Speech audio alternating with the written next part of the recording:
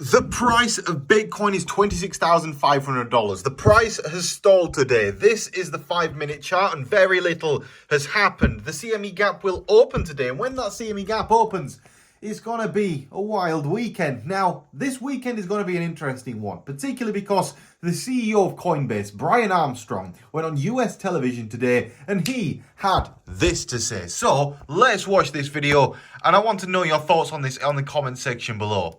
When was the last time you personally met with Gary Gensler, and what did you say? Right. So when he first came in as the chair, I flew out to New York. I reached out to him. Our teams reached out. I tried to make an effort to connect with him in person because that's what I try to do whenever a new regulator kind of comes in. Unfortunately, we were not able to connect at that time. I'm not sure why we couldn't get on his calendar. And we followed up a few times in the year after that. We eventually got a meeting that was virtual. It may have been COVID related or something like that, but we were able to get a virtual meeting.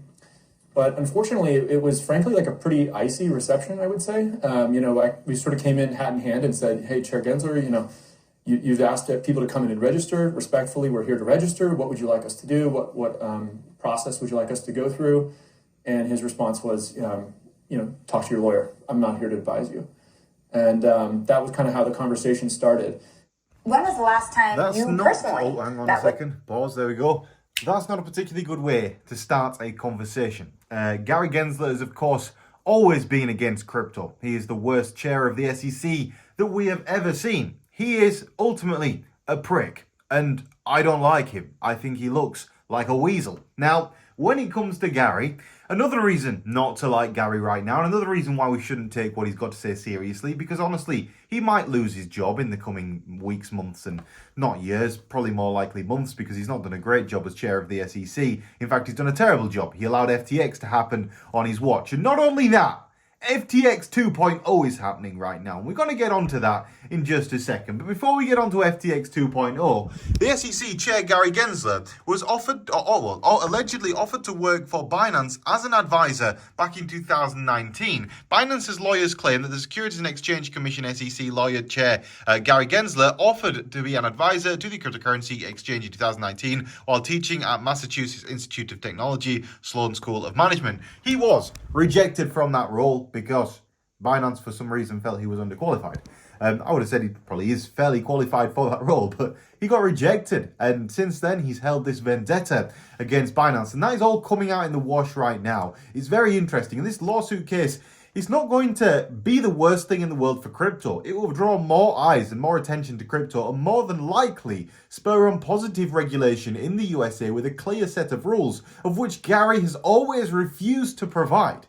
You can't charge people with breaking rules if you didn't make the rules clear in the first place. So in terms of, are these lawsuits against Binance and Coinbase ever going to result in anything? No, they're just going to result in billions of dollars being spent on legal fees and nothing ever really happening. It appears that from this moment in time, if we look at the XRP chart, XRP appears to have defeated the SEC because XRP's price today is up 2.8%. If we look at that, 2.8% up today. This is the price of XRP on the 15-minute chart. Today it's been rallying pretty significantly to the upside. It actually looks really, really healthy right now. And we can expect in only, so today's the 9th of June. So the expected date is the 15th of June. So is that next Wednesday?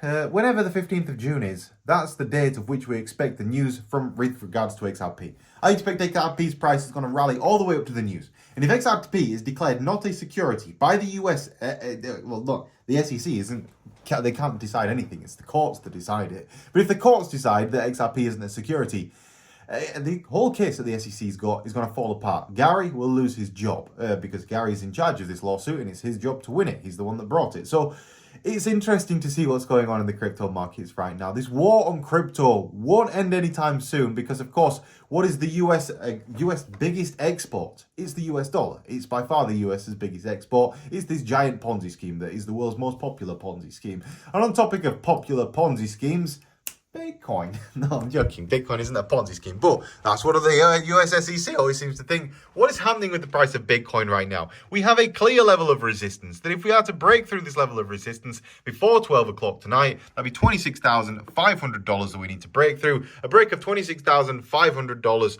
or rather a concerted break of that level. We need an hourly close above $26,500. We're already technically just above it, but we need that hourly close above that level. If we get the hourly close above that $26,500 level, we can probably expect this weekend a resumption of trading here at around 26,600 and whatever. I don't expect a huge amount of volatility in this range. Ultimately, Bitcoin appears to just be ranging outwards right now in some kind of a pennant formation that is something like this. We will go bouncy, bouncy, bouncy, bouncy, and then no doubt the big move happens on Monday. I don't really expect a huge move to happen during the course of this weekend. When it comes to Bitcoin dominance, again, not really a whole lot to speak about. When it comes to Ethereum is in very much a similar situation, but I think the main play right now is on XRP, and I do have an XRP long position open. If you are interested in trading, don't forget to check out the link in today's video description for BYBIT, of which you can trade on there, and you can get up to $30,000 for free. Click the link, it'll explain how you can claim all of that free money and what the conditions are for that. So, again, BYBIT is not in trouble with the SEC, so no need to worry about anything like that.